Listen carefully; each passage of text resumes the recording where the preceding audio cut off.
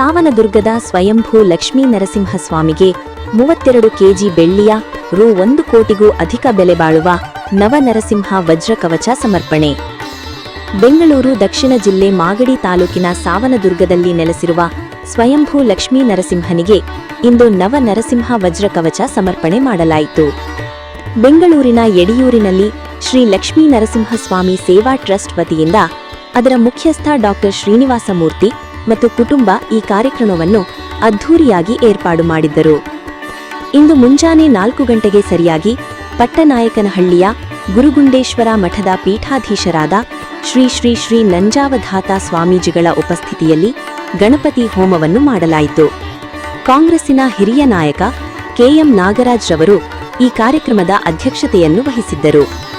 ಕಾರ್ಯಕ್ರಮಕ್ಕೆ ಹಿರಿಯ ರಾಜಕೀಯ ನಾಯಕರುಗಳಾದ ಮಾಜಿ ಪ್ರಧಾನಿ ಎಚ್.ಡಿ. ದೇವೇಗೌಡರು, ಸಂಸದ ಯದುವೀರ್ ಕೃಷ್ಣದತ್ತ ಚಾಮರಾಜ ಒಡೆಯರು, ಕೇಂದ್ರ ಮಂತ್ರಿ ಎಚ್.ಡಿ. ಕುಮಾರಸ್ವಾಮಿ, ಸಾರಿಗೆ ಸಚಿವ ರಾಮಲಿಂಗರೆಡ್ಡಿ, ಮಾಗಡಿಯ ಶಾಸಕ ಬಾಲಕೃಷ್ಣ, ಸಂಸದ ಡಾ ಮಂಜುನಾಥ್, ಮಾಜಿ ಸಚಿವ ಎಚ್.ಎಂ. ರೇವಣ್ಣ, ಸಚಿವ ಟಿ.ಬಿ. ಜಯಚಂದ್ರ, ಜೆಡಿಎಸ್ ಅಧ್ಯಕ್ಷ ನಿಖಿಲ್ ಕುಮಾರಸ್ವಾಮಿ, ವಿಧಾನ ಪರಿಷತ್ ಸದಸ್ಯ ಚಿದಾನಂದ ಎಂ. ಗೌಡ, ವಿಜಯಪುರದ ಜಿಲ್ಲಾ ಮತ್ತು ಸತ್ರ ನ್ಯಾಯಾಧೀಶ ಮೋಹನ್, ಅಂತಾರಾಜ್ಯ ನೃತ್ಯಗಾರ ಡಾ ಸತ್ಯನಾರಾಯಣ ರಾಜು ಮತ್ತು ಅಪಾರ ಭಕ್ತರು ಈ ಕಾರ್ಯಕ್ರಮದಲ್ಲಿ ಭಾಗಿಯಾಗಿ ಸ್ವಾಮಿಯ ಕೃಪೆಗೆ ಪಾತ್ರರಾದರು. ಈ ಸಂದರ್ಭದಲ್ಲಿ ಮಾತನಾಡಿದ ಶ್ರೀ ಶ್ರೀ ಶ್ರೀ ನಂಜಾವಧಾತ ಸ್ವಾಮೀಜಿಗಳು, ಬಹಳ ಹಿಂದಿನಿಂದಲೂ ಡಾ ಶ್ರೀನಿವಾಸ ಮೂರ್ತಿಯವರ ಕುಟುಂಬ ದೇವತಾ ಕಾರ್ಯಗಳನ್ನು ನಡೆಸಿಕೊಂಡು ಬಂದಿರುತ್ತಾರೆ. ಆ ದೇವರ ಅನುಗ್ರಹ ಎಲ್ಲರ ಮೇಲಿರಲಿ. ಸರ್ಕಾರ ಸಾವನದುರ್ಗ ಕ್ಷೇತ್ರದಲ್ಲಿ ಹೆಚ್ಚಿನ ಅನುಕೂಲಗಳನ್ನು ಒದಗಿಸಿ ಪ್ರವಾಸೋದ್ಯಮಕ್ಕೆ ಅನುಕೂಲ ಮಾಡಬೇಕೆಂದು ತಿಳಿಸಿದರು.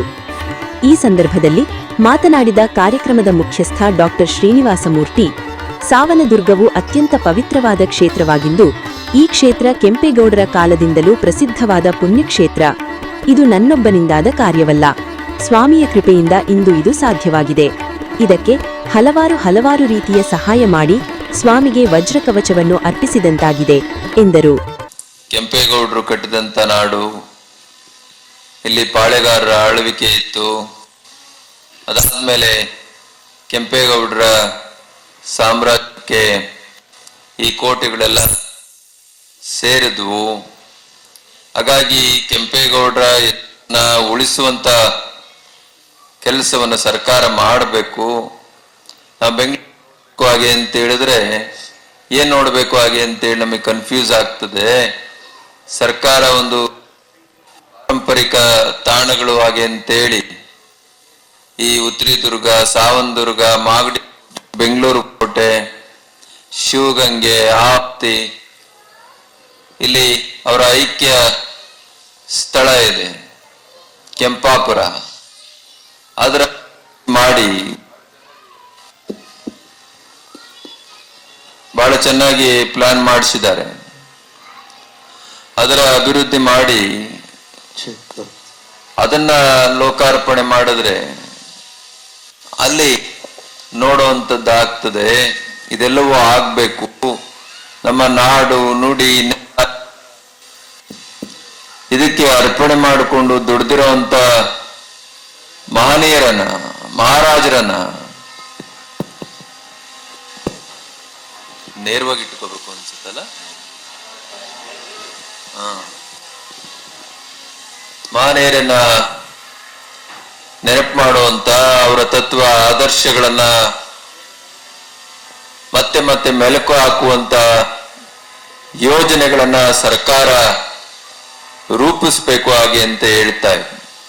ನಾನು ನಮ್ಮ ನಾಗರಾಜ್ ಅವ್ರನ್ನ ಕೇಳಿದೆ, ಏನ್ ಯಾರು ಕಾಂಗ್ರೆಸ್ನಿಂದ ಮುಖ್ಯಮಂತ್ರಿ ಆದ್ರೂ ನಿಮ್ಮನ್ನ ನೋಡಕ್ ಬರ್ತಾರೆ, ಶಿವಕುಮಾರ್ ಅಧ್ಯಕ್ಷರಾದ್ರೂ ನಿಮ್ಮನ್ನ ನೋಡಕ್ ಬರ್ತಾರೆ, ಏನಿದ್ರು ಗುಟ್ಟು, ನೀವು ಯಾವತ್ತೂ ಅಧಿಕಾರ ಬಯಸ್ಲೇ ಇಲ್ಲ, ನೀವು ಮನಸ್ಸು ಮಾಡಿದ್ರೆ ಮಂತ್ರಿಗಳಾಗ್ಬೋದಾಗಿತ್ತು ಹಾಗೆ ಅಂತ ಅವ್ರು ಹೇಳಿದ್ರು. ನನಗೆ ಅಧಿಕಾರದಲ್ಲಿ ಅಷ್ಟು ನಂಬಿಕೆ ಇಲ್ಲ, ನಮ್ಮಲ್ಲಿ ಉತ್ತಮ ಆಡಳಿತಗಾರರ ಕೊರತೆ ಇದೆ,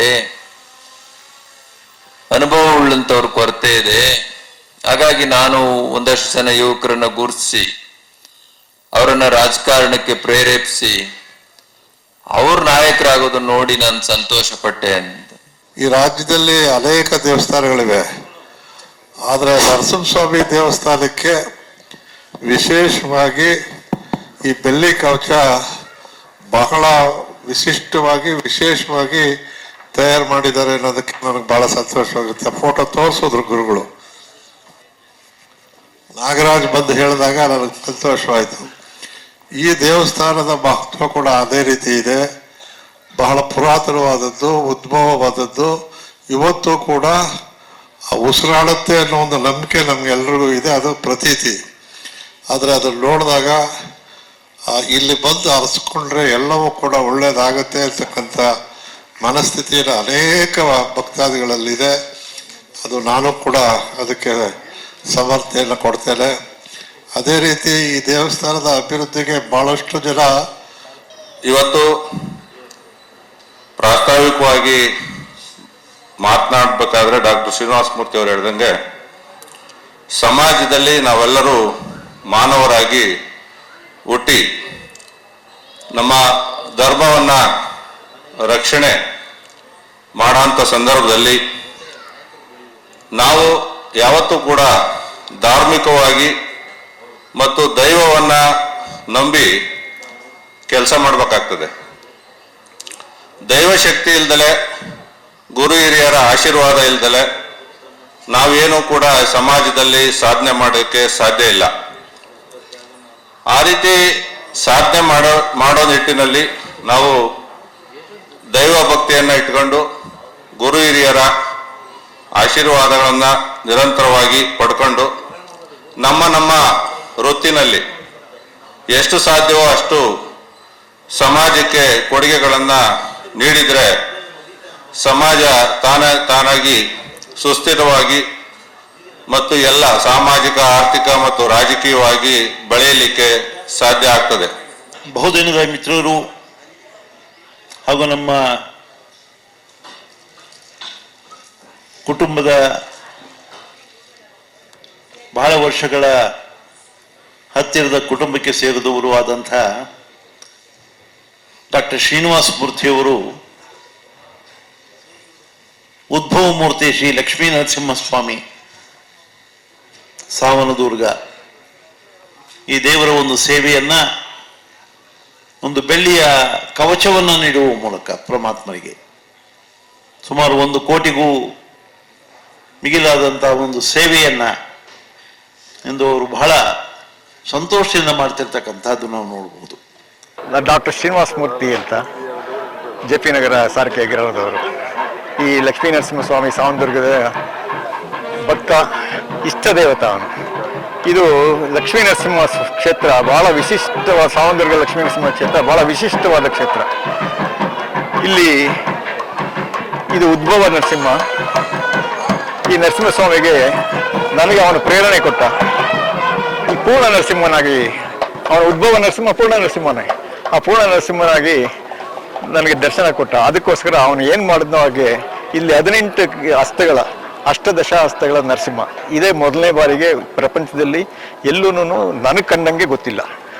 ಶಂಕರಾಚಾರ್ಯ ಪರಂಪರೆಯಲ್ಲಾಗಲಿ, ನಮ್ಮ ರಾಮಾನುಜಾಚಾರ್ಯ ಪರಂಪರೆಯಲ್ಲಾಗಲಿ, ಮಾಧವಾಚಾರ್ಯ ಪರಂಪರೆಯಲ್ಲಾಗಲಿ ಎಲ್ಲರೂ ಈ 18 ಹಸ್ತಗಳ ನರಸಿಂಹ ಇಲ್ಲ. 18 ಹಸ್ತಗಳಲ್ಲಿ ಉಗ್ರ ನರಸಿಂಹ ಇದೆ, ವೀರ ನರಸಿಂಹ ಇದೆ, ಮಹಾವಿಷ್ಣು ನರಸಿಂಹ ಇದೆ, ನವನರಸಿಂಹ, ಬೇರೆ ಬೇರೆ ಬೇರೆ ಬೇರೆ ಇದೆ ಲಕ್ಷ್ಮೀ ನರಸಿಂಹ. ಆದರೆ ಎಲ್ಲಾನು ಒಂದಿದ್ರಲ್ಲೇ ಇದು ಅಭಯ ಹಸ್ತ ವರದ ನರಸಿಂಹ ವಿತ್ ಉಗ್ರ ನರಸಿಂಹ. ಎಲ್ಲ 18 ಹಸ್ತಗಳು, 16 ಅಸ್ತ್ರಗಳು, 18 ಹಸ್ತಗಳು, ಅಭಯ ನರಸಿಂಹ ಇಲ್ಲಿ ಒಂದೇ ಕಡೆ ಇರೋದು. ಆದ್ದರಿಂದ ಎಲ್ಲ ನನ್ನ ಕೋರಿಕೆ ಅಂದರೆ, ನಾನು ಡಾಕ್ಟರ್ ಆದ್ರೂ ಆಧ್ಯಾತ್ಮಿಕವಾಗಿ ಕಾರಣಗಳಿಗೆ ಮಹಾಕಾರಣ ಇವನೇನೆ, ಎಲ್ಲದಕ್ಕೂ ಮೂಲ ಇವನೇ. ಇವನು ನಾವು ಆಶೀರ್ವಾದ ತಗೊಳ್ಳಿದ್ರೆ ನಾವು ಯಾವುದನ್ನು ಏನು ಮಾಡೋಕ್ಕಾಗೋದಿಲ್ಲ.